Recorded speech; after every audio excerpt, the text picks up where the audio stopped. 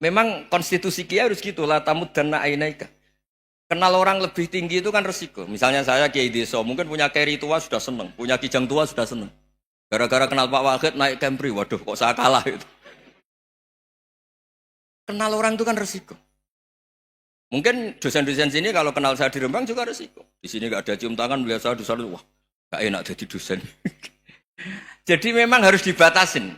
Sekiranya mungkin orang terus karena latamud dan nanawa ainaika ilham. Kamu jangan sering melihat orang lain yang mungkin secara lahir dapat nikmat yang lebih tinggi timbang Anda. Kalau kamu nggak bisa ngelola hati Anda bisa hasut, Anda bisa dengki.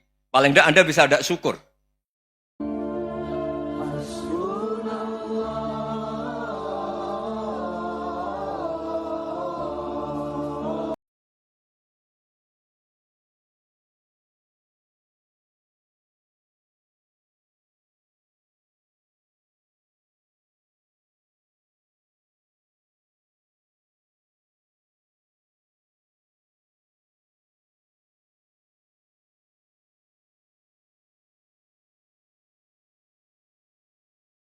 Alhamdulillah wa syukru ala ni'amillah wassalatu wassalamu ala rasulillah la hawla wa la quwata illa billah rabbi israh li sadri wa yassir li amri wa hlul 'uqdatam min lisani yafqahu qawli. Yang saya hormati Gus Baha, Gus Maulana, para kawan-kawan, wakil rektor, direktur, kepala badan yang ada di UI dan jamaah sekalian, alhamdulillah kangen kita terobati. Hari ini kita bersyukur, berbahagia, Gus Baha meluangkan waktu untuk bisa mengisi pengajian di Universitas Islam Indonesia dalam kaitan dengan milad Universitas Islam Indonesia yang ke-80 yang juga dikaitkan dengan persiapan Ramadan. Dan hadir juga, izinkan saya menyapa Pak Rektor Senior, Ustadz Harsoyo, Pak Dekan Senior, ya. Mohon izin, saya di sini, Ustadz. Bapak, kita berterima kasih dan mudah-mudahan Bapak, kita semuanya ini tidak hanya menjadi muhibbin. Kalau muhibbin itu levelnya masih bawah. Nah, naik sedikit, mustami'in, nah, kira-kira gitu.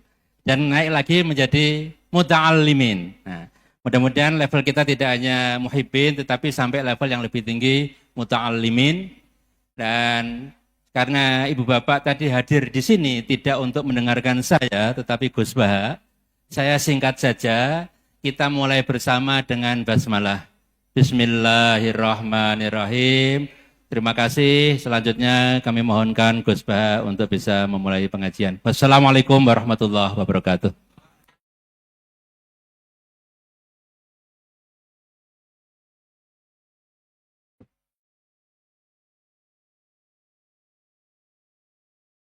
Assalamualaikum warahmatullahi wabarakatuh. Bismillahirrahmanirrahim. Allahumma salli wa sallim ala nabiyyina habibina Muhammadin sallallahu alaihi wasallam wa ala alihi washabihi asma'in nama ba'du. Semua yang kami hormati, ada Pak Rektor, ada Rektor Senior, Pak Harsoyo, ya teman-teman direktur, dosen semua yang saya hormati. Tadi katanya mau naik kelas ya. Kalau naik kelas dari rumah saya niatkan mari mengkaji diroyah. Diroyah itu melogikakan riwayat. Jadi misalnya kita sering dengar Rasulullah SAW sering ngendikan kalian masuk surga itu bukan hanya berdasar amal, tapi berdasar anugerah Allah Subhanahu wa Ta'ala. Oke, kita sepakat amal kita, perilaku kita, ibadah kita andaikan dikompensasi dengan nikmat yang Allah berikan tentu tidak seimbang. Untuk membayar itu saja sudah lunas. Jadi Anda semua tidak berhak masuk apa? Surga. Sehingga di beberapa riwayat dijelaskan ada orang yang 500 tahun ibadah, nggak pernah maksiat. Ditanya sama Allah, kamu masuk surga karena apa? Karena ibadah saya ya Allah. Ya sudah, surga kamu 500 tahun saja karena ibadah kamu 500 tahun. Ini cerita umur-umur orang dulu. Ya Allah katanya surga engkau ini selamanya. Ya kalau yang selamanya itu rahmatku. Kalau amal kamu terbatas ya surganya sesuai amal kamu ya terbatas. Ya sudah ya Allah, berarti masuk saya surga saya ini karena fadl engkau, karena anugerah engkau. Itu namanya apa? Diroyah. Diroyah itu satu kajian analisis di mana kita percaya riwayat, tapi kemudian punya logika, punya diroyah. Ini penting supaya tauhid kita ini kuat. Jadi dulu ada orang yang sangat cerdas, namanya Jubair bin Mut'im. Dia saking cerdasnya, juga kaya, juga tokoh, dikirim sebagai delegasi pembebasan Asra Badrin, tawanan Badar. Kemudian pas datang ke Masjid Nabawi, Nabi delalah pas baca Wattur wa kitabim mastur. Sampai pada titik Nabi baca Am khuliku min ghairi syai'in am humul khaliqun. Apakah penciptaan yang sedemikian canggih itu dimulai tanpa perwujudan, tanpa sesuatu yang real, yang maujud? Orang itu langsung bersimpuh, matur, ya Rasulullah saya Islam. Kada qalbi yatir, hampir hati saya, otak saya, pikiran saya itu terbang. Karena logika yang dibangun ateisme misalnya, kalau alam raya ini dimulai dari nihilisme, berarti logikanya apa? Al-adamu yakhluqu maujudan. Alam raya ini kan maujud. Maujud itu ada. Kalau yang lebih dulu itu ketiadaan, berarti ketiadaan menjadi sebab kewujudan. Kalau dalam bahasa Arab itu al-adamu yakhluqu maujudan. Sesuatu yang harusnya nggak jadi faktor karena ketiadaan, menjadi faktor sesuatu yang nyata. Itu kan nggak masuk akal. Ya, kalau alam raya ini ada al-adam sing yasbiku maujudan, berarti alam raya ini al-adamu yakhluqu maujudan, suatu yang tidak ada menciptakan yang ada. Dengan logika itu terus kita ngaji, diajari sama guru-guru kita, sifat dasar Allah itu maujud. Wallahu maujudun qadimun. Terus masuk. Yang harus distatuskan pertama dari Allah itu apa? Maujud, wujud.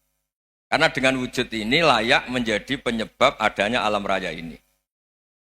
Sehingga ketika kita menolak faham nihilisme atau ateisme, faham tanpa Tuhan, tanpa pencipta awal, kita punya diroyah. Bahwa tidak mungkin ketiadaan ini menjadi sebab perwujudan alam raya ini. Yaitu amkhuliku min ghairi syai'in. Masa alam raya ini diciptakan tanpa sebab yang nyata, yaitu wajibil wujud. Siapa itu? Allah Subhanahu wa ta'ala. Begitu juga menyangkut sholawat. Orang boleh beda pendapat tentang redaksi sholawat. Ada Muhammad ala Muhammad, ala Sayyidina Muhammad, Nabi Muhammad. Monggo lah masalah redaksi saja. Tapi setelah dianalisis, Nabi itu Pak Rektor, jadi Nabi setelah Nabi Isa saking dihormatinya sampai dituhankan. Juga jadi Nabi yang ada cerita masih hangat, orang Yahudi itu bunuh Nabi. Jadi yang satu mendudukkan Nabi sedemikian tinggi sampai kayak Tuhan, yang satu menjatuhkan Nabi sedemikian rendah sampai dibunuh. Kayak apa susahnya jadi Nabi Muhammad SAW. Kemudian dengan gampang Hadaddin agama ini bikin syariat yang bernama sholawat. Redaksinya monggo lah sesuai tradisi masing-masing. Allahumma sholli ala Muhammad, Allahumma sholli ala Sayyidina Muhammad, ala Nabiyina Muhammad, monggo lah. Tapi yang jelas redaksi ini kalau di diroyah dikaji, Allahumma itu Tuhan, Tuhan itu pemberi. Wa Muhammadun wa injalla qadruh abdun min ibadi. Muhammad apapun tinggi derajatnya tetap berstatus hamba. Sehingga agama ini terjaga oleh syihotus sholawat. Agama ini terjaga oleh redaksi sholawat. Yaitu Allah tetap pemberi sebagai Tuhan yang enggak tersaingi, la syarikalah. Rasulullah Muhammad wa injalla qadruh. Apapun prestasinya, bisa mi'raj, bisa apa saja, tetap seorang hamba yang butuh muhtajun ila rahmatih. Jika redaksi Allahumma sholli ala Muhammad ini mengukuhkan yang Tuhan tetap Tuhan, hamba pilihan tetap hamba pilihan. Tentu dengan redaksi ini kemudian kita mendudukkan Nabi benar-benar posisi terhormat. Yaitu orang yang paling berhak dapat askat tahiyat, mendapat penghormatan Allah paling tinggi, yaitu Rasulullah Muhammad SAW. Dan itu diulang-ulang oleh Allah. Subhanalladzi asra bi'abdi. Status hamba ini diulang-ulang. Lagi-lagi ini bernama diroyah. Bernama apa? Contoh ketiga misalnya fihi ayatum bayinatum maqamu Ibrahim. Dulu orang Yahudi itu ada diskusi masif. Syaratnya Nabi itu mbah-mbahnya harus Nabi, harus keturunan Nabi. Kemudian semua Nabi rata-rata di Palestina, di Syam. Lalu Muhammadnya asal-usulnya dari mana? Tahu-tahu orang Arab kok Nabi, padahal orang Arab itu dulu jahiliyah. Walhasil terus diceritakan, bukti Muhammad ini turunan Ibrahim adalah ada jejak kaki Nabi Ibrahim di dekat apa? Ka'bah. Fihi ayatum bayyinatum maqamu Ibrahim. Kalau Nabi Ibrahim pernah di Mekah, artinya beliau pernah meninggalkan turunan yang di Mekah. Yaitu bernama Nabiuna Muhammadun sallallahu alaihi wasallam. Itu disebut fihi ayatum bayyinatum maqamu Ibrahim. Nah, itu namanya diroyah. Diroyah itu satu perilaku keseharian kita beragama, kemudian tahu logikanya. Yang keempat misalnya, mangkana yu'minu billahi wal yaumil akhir falyukrim apa? Jaro. Orang yang iman karena Allah dan Rasul, maka memuliakan tetangganya. Andaikan pakai hukum sosial, tentu kalau tetangga kita baik, kita baik. Kalau kurang baik, kok kurang penggawean kan gitu. Tapi dulu itu pernah ada seorang ulama itu dibully ya, dikerjain sama anak muda tetangganya. Pak Kiai datang ke rumah saya, orang ini datang. Kemudian setelah di rumahnya, saya tidak jadi butuh sama Pak Kiai, silahkan pulang. Itu Kiainya senyum menikmati. Dan itu terulang 3 kali. Dibully seperti itu, dikerjain terulang 3 kali. Lalu tetap Kiainya tuh asik, seneng sekali. Lama-lama muda ini tanya, kenapa engkau tidak tersinggung? Padahal saya kerjain sampai 3 kali. Tak undang, terus tak suruh pulang, tak undang, tak suruh pulang. Kata Kiai tadi, yang memerintahkan baik sama tetangga itu Allah. Jadi saya nikmati ketika bisa baik sama Anda. Tidak ada urusannya dengan perilaku Anda yang nolak saya. Nah itu terus kita tahu, memang motifnya kita baik sama tetangga karena iman sama Allah dan Rasul, bukan hukum kompensasi sosial. Jadi kalau mau diteruskan Pak Rektor, saya ngajar di sini ya karena perintah Allah itu orang alim harus ngajar, bukan karena perintah Rektor. Kalau diteruskan. Ya saya mohon juga gitu para dosen, para karyawan di sini kalau nggak khianat dengan UI itu karena takut sama Allah, jangan takut sama rektor. Kalau Anda baik juga karena Allah, jangan baik karena apa? Rektor. Bagaimanapun ya semua kita ini makhluk. Makhluk itu la yadurru wa la yanfa. Begitu juga melihat Indonesia. Melihat saya ini kan ikut di UI itu lama sekali ikut sama Profesor Zeni dari Profesor Zeni nulis tafsir. Mungkin Pak Hersoyo tahu banyak, dulu Pak Lutfi ya tahu banyak. Tapi saya memang nggak pernah terbuka karena ya memang nggak ingin sebenarnya. Kondisi ini kondisi darurat. Sehingga saya tahu cara berpikir Profesor Zaini, ya tahu komitmen beliau pada UI. Dan pendiri UI memang ya banyak yang dari tokoh NU, Muhammadiyah, dari tokoh-tokoh ormas yang lain. Memang didirikan banyak orang. Hingga UI memang nggak milik ormas apa tertentu. Dari satu sisi memang baik, nggak dikuasai ormas tertentu. Tapi nanti kalau keterusan ya nggak berbentuk. Ya sudahlah dikelola saja. Sambil-sambil jelas, sambil-sambil kadang nggak jelas, yang penting ikhlas tadi. Karena kalau terlalu asobia itu jadi repot. Kita ini yang nekuni fikih itu tahu, kalau tidak kuno itu madhabnya Hanafi. Kuno itu madhabnya Syafi'i. Tahu-tahu seakan-akan Imam Syafi'i itu NU, Imam Abu Hanifah itu Muhammadiyah. Padahal ini orang-orang yang sebelum NU dan apa? Muhammadiyah. Jadi kalau kita yang nekuni ilmu itu biasa saja dengan perbedaan. Tapi kalau orang-orang yang nggak siap dengan perbedaan itu sampai Allah disifati Ta'ala itu tidak terima. Padahal Ta'ala itu maknanya Maha Luhur, yang Maha Agung. Jadi ada seorang kiai kebetulan pidato pertama Pak Rektor. Assalamualaikum warahmatullahi ta'ala wabarakatuh. Ilmu balik kedua ini nggak terima karena itu dianggap bid'ah ada Ta'ala. Hanya dia bilang Assalamualaikum warahmatullahi ta'ala wabarakatuh. Itu saking asobiahnya itu Allah ditambahi Ta'ala itu tidak terima. Padahal Ta'ala itu maknanya Maha Agung. Nah itu kan jadi repot kalau asobiah gitu. Kalau kita ngadepi perbedaan itu biasa saja. Karena kita mungkin bacanya banyak, lihat hal-hal seperti itu ya biasa saja. Karena dulu itu perbedaan itu urusan sudut pandang. Ya saya ulang lagi, perbedaan itu sudut. Allah yang Tuhan saja sering didebat sama nabi-nabinya. Karena urusan sudut pandang apa? Saya beri contoh ya. Suatu saat Khalilur Rahman Ibrahim itu saatnya meninggal sama Allah, Israel disuruh. Israel itu Ibrahim saatnya meninggal, ambil nyawanya. Setelah datang ke Ibrahim, ya Khalilur Rahman Ibrahim, saya disuruh nyabut nyawa Anda. Itu Israel dipaksa mikir sama Ibrahim. Hal ra'aita khalilan yumitu khalilah. Kamu tahu orang yang mencintai kemudian bunuh yang dicintai. Itu logika agak benar. Akhirnya Israel kan nggak biasa debat, kan nggak dilatih debat, nggak pernah ikut lomba UI debat ilmiah. Dia taunya nyambut nyawa aja. Kembali ke Allah. Ya Allah, kata Ibrahim, hal ra'aita khalilan yumitu khalilah. Masa kekasih bunuh yang dicintai ya. Tapi kata Allah santai. Bilang ke Ibrahim, hal ra'aita habiban yakrahu ayyalqa habibah. Masa katanya dia cinta saya, kemudian ketemu saya tidak berani. Israel mater lagi. Logikanya gini, Ibrahim, masa yang dicintai sama yang ketemu yang dicintai nggak berani? Ya udah ketemu aja. Katanya yang meninggal itu. Artinya kamu bisa saja GR tidak mati-mati karena merasa dicintai, atau ingin mati karena mencintai. Nah maksud saya, dalam hal-hal seperti ini orang UI pasti gak jelas. Katanya cinta Allah suruh mati ya nggak mau. Gak jelas kan? Dibilang gak cinta juga gak mau. Tapi dibilang cinta kalau ukurannya mati juga gak mau. Nah, tapi dalam banyak hal gak jelas itu penting Pak Rektor. Penting sekali. Buatan guyon. Saya beri contoh sekian ilmiah, gak jelas itu penting. Rasulullah SAW itu dalam banyak hal itu disuruh Allah, memang disuruh supaya ngambil sikap seperti itu. Karena Allah itu punya otoritas penuh untuk bikin orang itu baik atau tidak baik. Wahsy itu yang membunuh Sayyid Hamzah, orang paling dicintai Nabi, di antara yang dicintai Nabi. Qatalahu Wahsyun, dibunuh oleh Wahsy. Nabi secara basarnya itu gak suka sama Wahsy. Sampai cara lahir ya ingin, corong Jawa ingin masuk nol. Tapi apa kata Allah? Laisa laka minal amri syai'un aw yatuba alaihim aw yu'adziba. Itu tidak wilayah kamu Muhammad. Malah Wahsy dikasih tobat sama Allah. Khalid bin Walid. Itu perang Uhud kalah itu karena ide brilian Khalid bin Walid. Pas itu masih panglima kafir.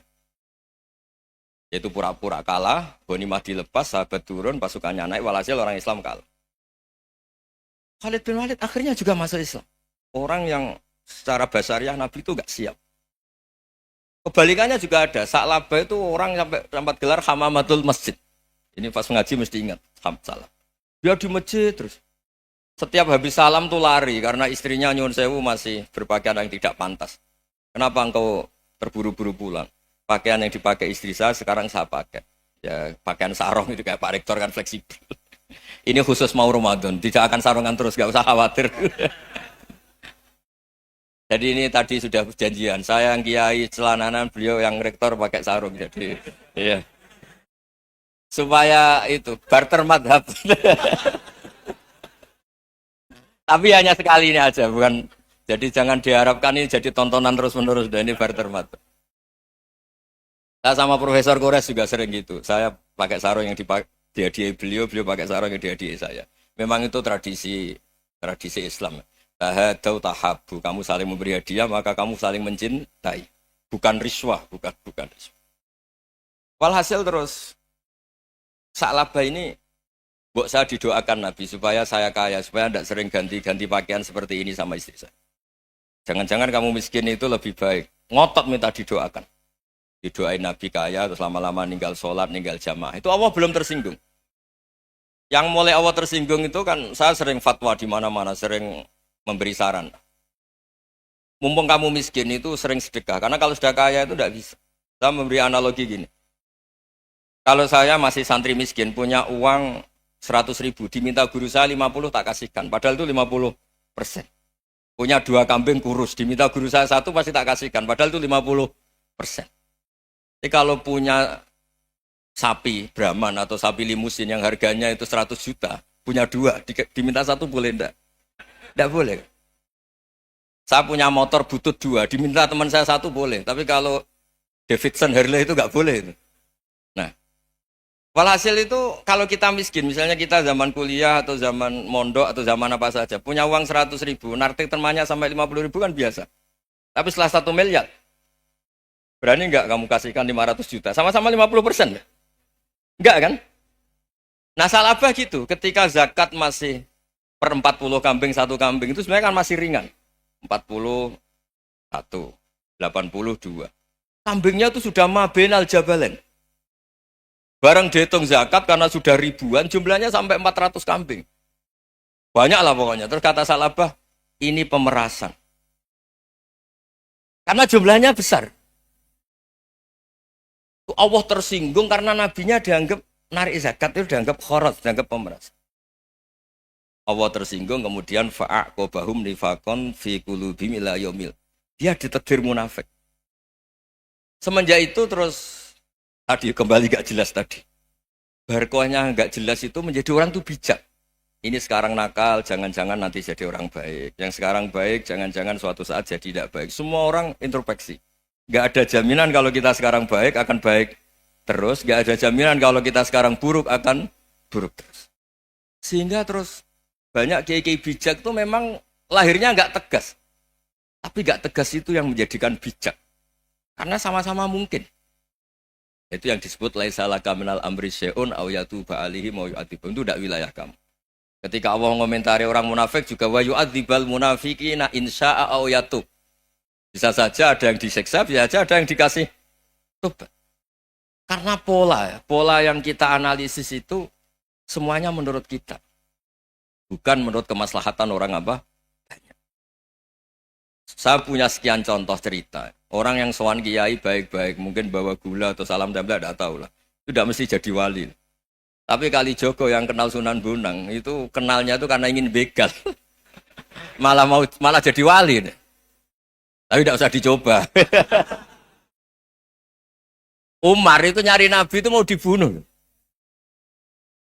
Tapi malah tobat jadi orang baik. Jadi ini penting ngaji ya, supaya tidak tegas itu, tidak jelas itu kadang baik. Nah termasuk saya juga termasuk dia yang milih tidak jelas.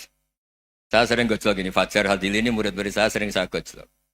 Kalau semua sistem pendidikan kayak kampus, kayak UII, kayak UIN semuanya, itu sistem yang bagus. Karena tertib jam kuliahnya jelas, mata kuliahnya jelas. Kalau di pesantren itu Pak Arso, itu nggak tertib. Tapi justru itu enak, ketemu di jalan orang berani tanya. Nah, ini kalau mbak-mbak misalnya menstruasi, mau belajar haid nunggu semester berapa baru tahu.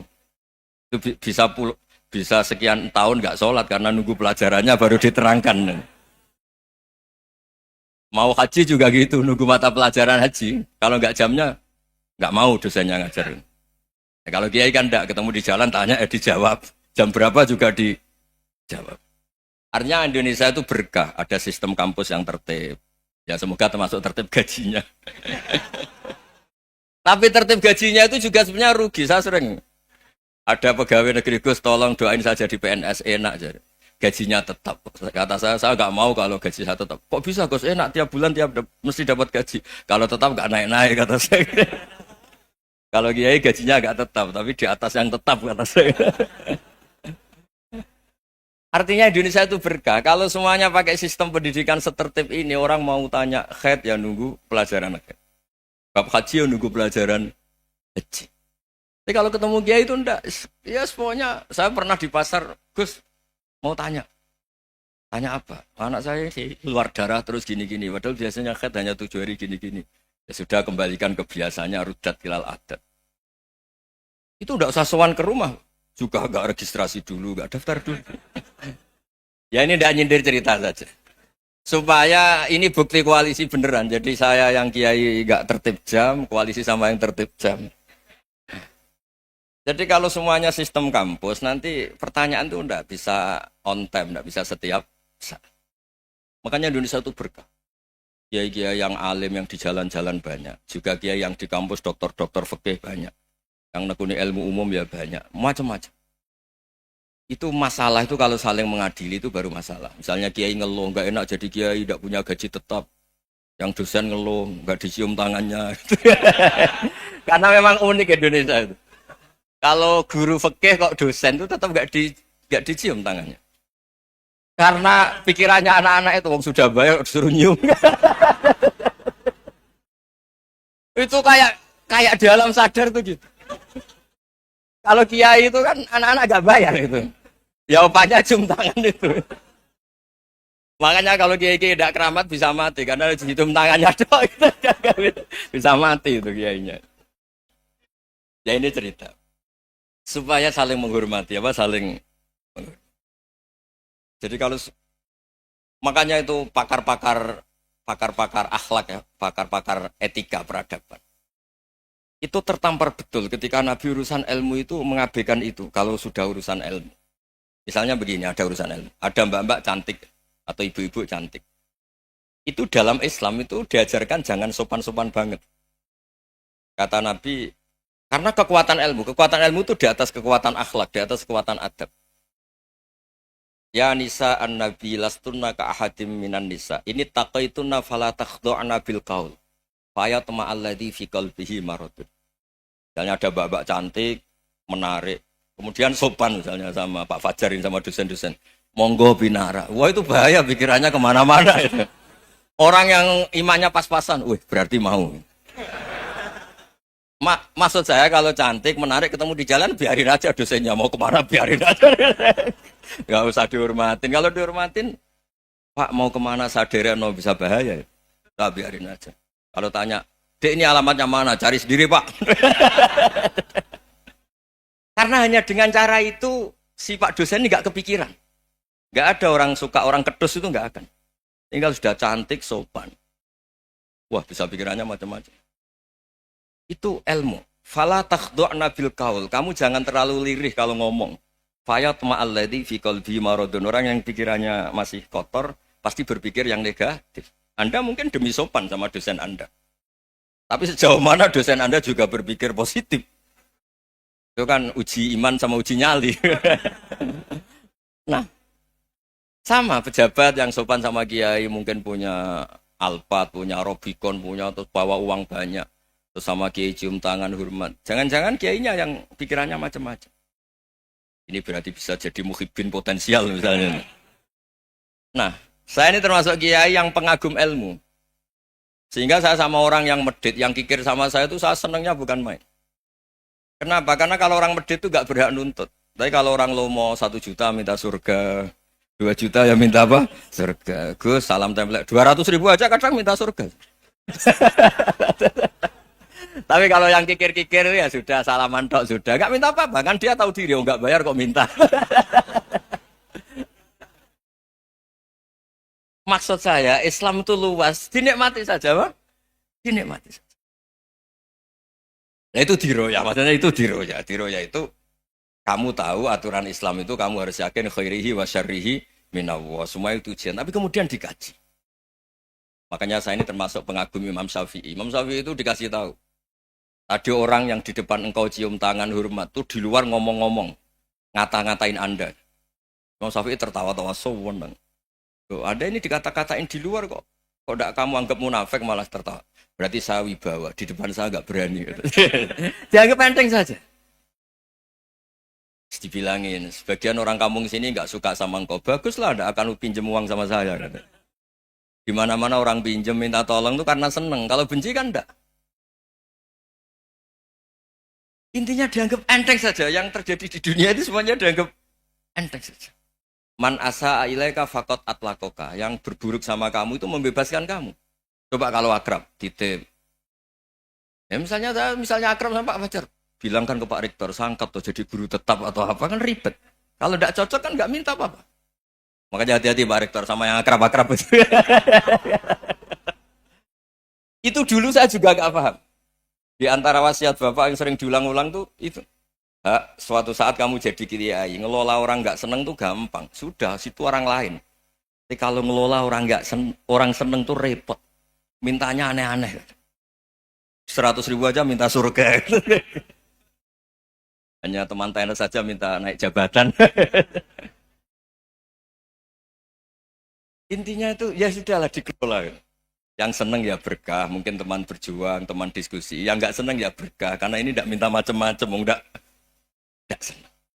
Nah itu namanya diroya. Diroya itu satu kajian keilmuan yang menjadikan kita ini nyaman dengan riwayat-riwayat, panduan-panduan dari Rasulullah Shallallahu Alaihi Wasallam kayak tadi. Kenapa sih tentang baik sama tetangga, baik sama tamu? Hitung-hitungannya itu mangkana yu'minu billahi wal yaumil.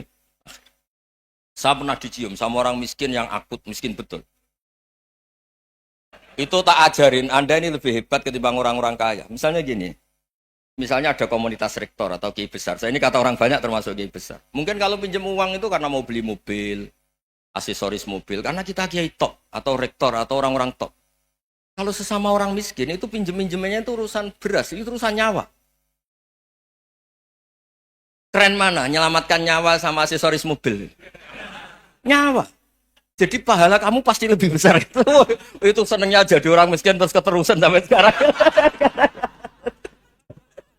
Itu. Lo coba kalau menteri sama menteri, rektor sama rektor, kira-kira pinjemannya apa Pak Arso? Kan kalau mau beli mobil atau mau umroh VIP, pokoknya yang keren-keren. Kalau orang miskin pinjam karena apa? Makan kan? Beras kan? Makanya kalau yang sedang miskin monggo lah, kalau ingin teruskan. Maksud saya Islam itu seenak itu. Islam itu segampang itu. Sudahlah yang sedang miskin ya keren. Karena sekali sosial itu urusannya apa? Nyawa. Tapi kalau miskin semua ya Indonesia bisa tutup kan. Ya sudah yang kaya-kaya itu saya menyelamatkan Indonesia karena bayar pajak yang menjadikan Indonesia berjalan. Tapi ya dipakai yang benar. Nah, begitu seterusnya. Ada kiai miskin cerita ke kita.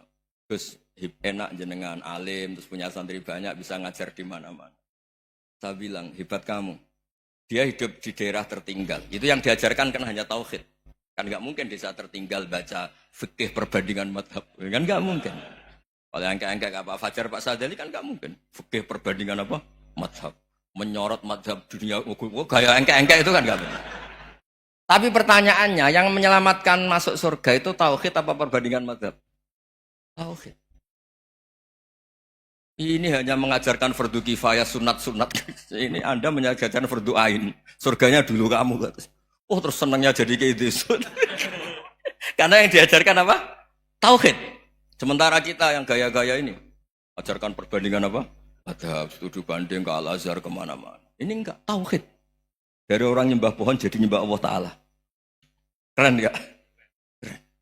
Jadi terus kiki sama saya senangnya bukan karena tak bela. Tapi ada yang agak kurang ajar, tanya saya. Kalau itu hebat, kenapa Gus gak mau jadi kayak itu? Waduh. Wah ya repot kalau pertanyaan. Terus tak jawab, kalau saya jadi kiai desa, kamu ngangsu ilmu dari mana coba? Ya dari jenengan, ya kalau sama gobloknya tidak bisa. Ya sudah, Gus aja yang jadi kiai besar. Maksud saya, ya sudahlah kita begini seperti yang saya ajarkan di sini, saya sarankan. Supaya orang itu tahu. Nah, ini namanya diroyah. Makanya kata Imam Ghazali itu, kalau kamu ingin sopan gampang, melihat anak kecil, wa aqallu minni dzamban, dia dosanya lebih kecil. Karena masih kecil kan, tentu secara dosa enggak banyak. Kalau melihat orang yang tua, wa aktsaru minni ibadatan, dia tentu ibadahnya lebih banyak karena umurnya lebih banyak. Sehingga terus semua orang lain tuh di depan kita itu hebat. Ya semua orang lain sama, misalnya Pak ini rektor, Pak Fathul Wahid rektor. Tanggung jawabnya lebih banyak, berarti pahalanya lebih banyak. Tapi sama, ketika melihat Nyon Sewu, melihat pegawainya yang secara lahir di bawahnya, ini tanggung jawabnya enggak banyak. Pasti salahnya juga enggak. Itu yang diajarkan Rasulullah SAW. Sehingga enak lah. Tapi kalau kita melihat orang lain selalu salahnya, itu pecundang.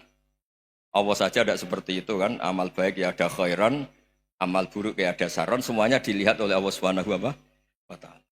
Saya itu punya teman Gus, agak beling, agak seenaknya. Dulu miskin. Wah itu seenaknya betul. Kayak kenal Tuhan sudah. Tak tanya. Kenapa kamu seenaknya? 1 bulan tuh labanya bisa 200 juta sampai 500. Sampai 1 miliar. Saya itu Gus. Setelah duha itu perkembangannya bagus. Salah duha itu. Saya pernah miskin. Kan kata apa? Ingkana rizki fisama. Wa ingkana qalilan. Ya kalau fisama fa'anzilu. Terus wa ingkana qalilan fakasirhu. Kalau sedikit perbanyak. Ini trennya sudah benar semua. Nah, wa ingkana ya, haroman fatohiru. Kalau haram yang kau sucikan. Makanya saya seenaknya kalau qalilan sudah fakasiru, paling trennya yang enggak benar juga fatohiru kata. Dia yakin kalau yang enggak benar-benar sudah disucikan Allah. Karena yang lain-lain sudah dari miskin sudah kaya, qalilan sudah fakasiru. Paling yang haroman juga sudah fatohiru gitu. Tak tanya. Lah kamu kok tahu? Polanya sudah ada Gus, karena sang kamu sembrono sama Tuhan kok begitu kan. Tapi apapun itu seneng saya. Seneng saya sering salah teh, makanya saya mohon lah. Yang sekarang miskin, sedang miskin itu ya ndak usah nyesal banget-banget. Kalau ingin kaya monggo lah, namanya orang juga ingin. Ya, tapi Anda harus bangga. Sosial antar kalian adalah urusan nyawa dan itu pahalanya luar biasa. Supaya kita, nah yang kaya-kaya juga boleh GR lah karena pembayar pajak. Dan itu bisa menyelamatkan apa? Indonesia Raya. Begitu seterusnya. Itu yang diajarkan Nabi, antawadu'u hatta la yabghiya ahadun ala ahadin. Kamu semua harus tawadhu sehingga antar kalian tidak saling tidak sopan, tidak saling liar, tidak saling mendolimi. Termasuk tadi sikap gak jelas tadi. Orang dolim yang sekarang dolim bisa saja tobat, yang sekarang soleh bisa saja nanti. Semuanya tuh mungkin. Kita diajari ya muqallibal qulub tsabbit qalbi ala dini. Jadi keliru kalau kita dalam banyak hal harus tegas, gak mesti. Al halalu bayyinun wal haramu bayyinun. Tapi ada wa bainahuma umurun mustabihat. Ada yang wilayahnya itu abu-abu. Misalnya ada perempuan cantik misalnya, contoh paling gampang. Kalau kamu ajari secara serius, kamu bisa aja tergoda jadi fitnah. Tapi kalau orang soleh gak berani ngajarin, kemudian digunakan orang fasik, malah menjadi orang nakal, kita juga tanggung jawab. Kamu mau tegas gimana? Wilayahnya sama-sama mungkin. Wilayahnya sama-sama mungkin. Yang dekat pejabat mungkin terkontaminasi KKN. Tapi kalau pejabat gak dekati orang soleh, punya perilaku yang gak soleh, yang repot juga Indonesia kan. Nah hal-hal seperti itu kita tidak perlu ngambil sikap. Maksudnya gak usah ngambil sikap, ya kita buktikan kalau milih satu madhab, kita buktikan semuanya lebih baik, semuanya lebih bermanfaat, semuanya lebih berperadaban. Karena gak bisa dihindari wabena humain. Termasuk nyuwun sewu, saya mohon maaf sama mulai Pak Harso, Pak Lutfi sampai Pak Fathul Wahid. Saya ini termasuk kiai yang gak suka dekat sama orang-orang top. Bukan karena hasud. Memang konstitusi kiai harus gitu, la tamuddanna ainaika. Kenal orang lebih tinggi itu kan resiko. Misalnya saya kiai desa, mungkin punya keri tua sudah seneng, punya kijang tua sudah seneng. Gara-gara kenal Pak Wahid naik Camry, waduh kok saya kalah itu. Kenal orang itu kan resiko. Mungkin dosen-dosen sini kalau kenal saya di Rembang juga resiko. Di sini gak ada cium tangan, melihat saya dosen, wah gak enak jadi dosen. Jadi memang harus dibatasin. Sekiranya mungkin orang terus, karena latamud dan ainaika ilah, kamu jangan sering melihat orang lain yang mungkin secara lahir dapat nikmat yang lebih tinggi timbang Anda. Kalau kamu gak bisa ngelola hati Anda bisa hasut, Anda bisa dengki. Paling tidak Anda bisa ada syukur. Saya itu sering didolani pejabat. Juga sering melihat pejabat di TV-TV.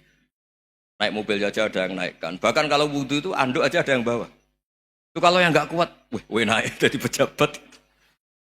Ya makanya terus konstitusi kiai itu mengatur, sudahlah. Mata kamu itu kamu batasin. Jangan melihat sesuatu yang potensi ya. Potensi menjadikan Anda tidak apa? Syukur. Jadi saya mohon, ini memang konstitusi saya sebagai kiai. Jadi saya, tapi di hati saya tetap akrab. Saya doakan semua untuk UI, untuk semua orang Indonesia kita doakan. Kita ingin semuanya tambah baik, tambah baik. Oke, ngoten mawon. Assalamualaikum warahmatullahi wabarakatuh.